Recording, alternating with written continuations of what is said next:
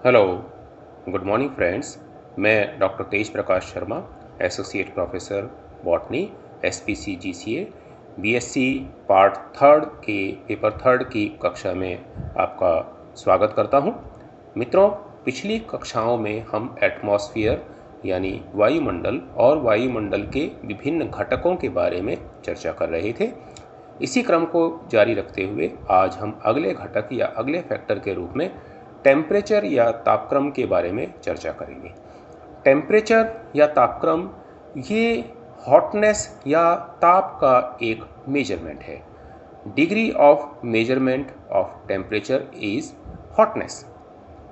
Radiant energy जो सन से या सूर्य से हमें प्राप्त होती है, ये हीट और एनर्जी के रूप में, हीट एनर्जी के रूप में कन्वर्ट हो जाती है।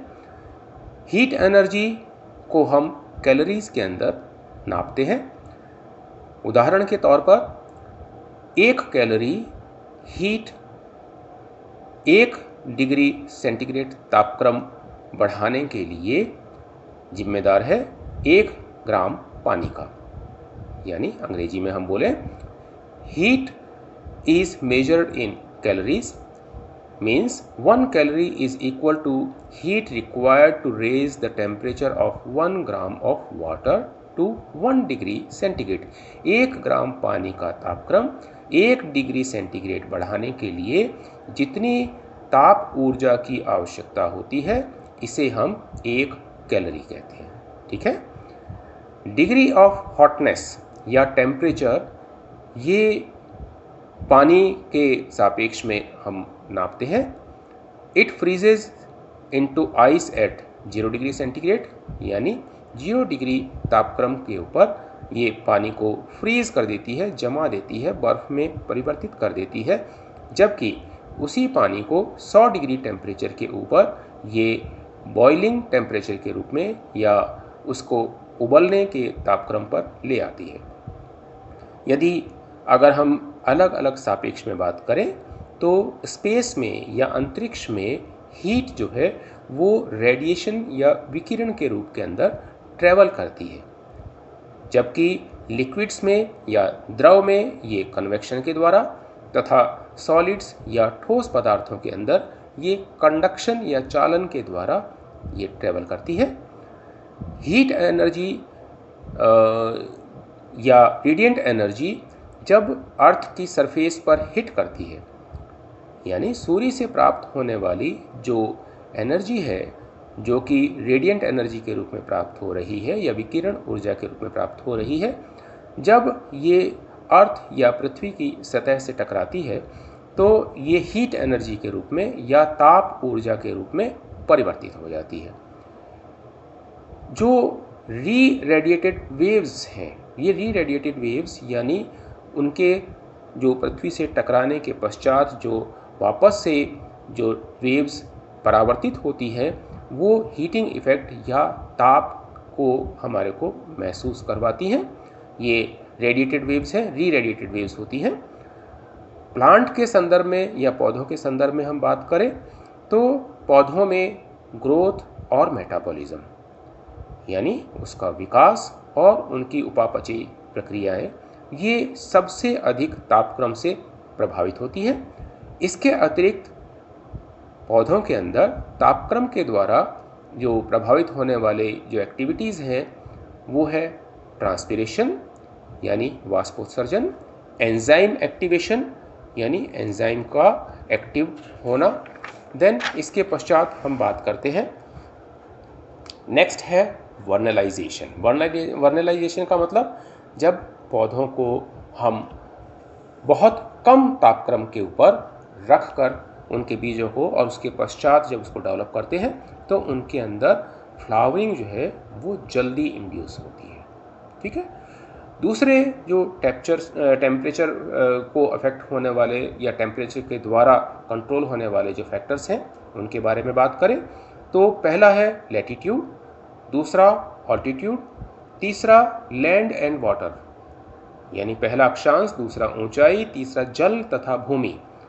यानी कि अगर हम भूमि के सापेक्ष में बात करें तो जो टेम्परेचर है, जो तापक्रम है वायु का, भूमि के ऊपर वो तुलनात्मक रूप से जल की तुलना में अधिक होता है। यानी जल के ऊपर जो वायु का तापक्रम है वो कम रहता है और भूमि के ऊपर ये अधिक होता है। जैसा मैंने आपको बताया पहले कि री रेडिएटेड जो वेव्स हैं वो भूमि के ऊपर अधिक मात्रा में पाई जाती है। चौथा है प्रिवेलिंग विंड्स, यानी वायु का प्रभाव। वायु का प्रभाव, जो एयर जो है वो सी के सरफेस के ऊपर से जो बहती है, या वायु जो सी के सरफेस के ऊपर से बहती है, ये भूमि और समुद्र के टेम्परेचर में तुलनात्मक रूप से अलग अलग होती है। यानी सी शोर के ऊपर इनका टेम्परेचर कम होता है, जबकि ये भूमि के ऊपर अधिक होता है। सी शोर में या समुद्र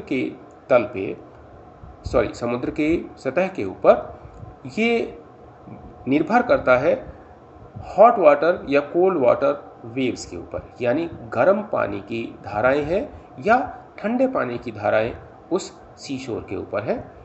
अगला पॉइंट है स्लोप्स, यानी ढलान। स्लोप्स पे टेम्परेचर, जो स्लोप का या ढलान का जो भाग सूर्य की तरफ फेस करता हुआ है वहाँ पर टेम्परेचर हमेशा अधिक होता है, जबकि उसकी विपरीत दिशा में, जहाँ की सूर्य की सीधी प्रकाश नहीं आ रहा है, वहाँ टेम्परेचर हमेशा कम रहता है।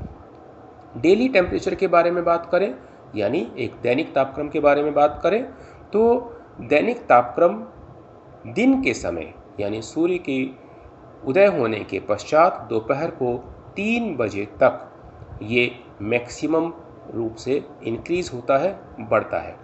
इसके पश्चात ये तापक्रम कम होना शुरू हो जाता है।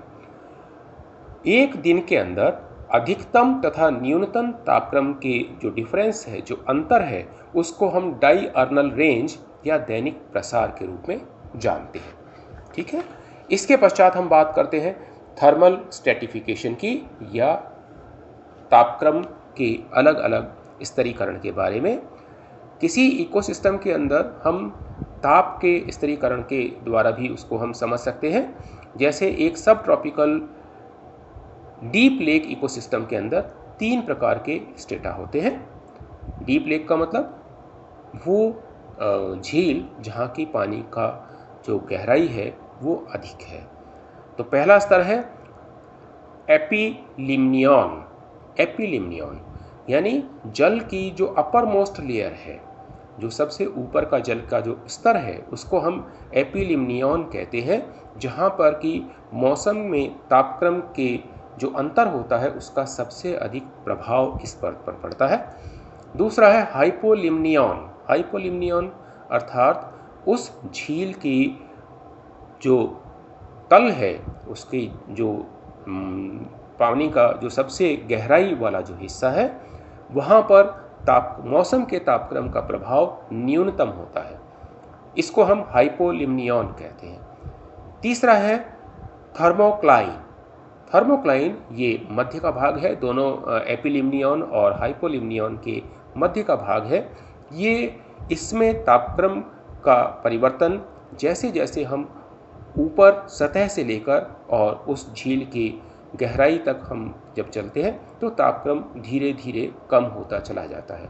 इस प्रकार थर्मल स्ट्रेटिफिकेशन के द्वारा हम इसको जानते हैं। इसी क्रम को अगली कक्षा में हम लोग जारी रखेंगे। तब तक के लिए आप सभी का धन्यवाद। Thank you.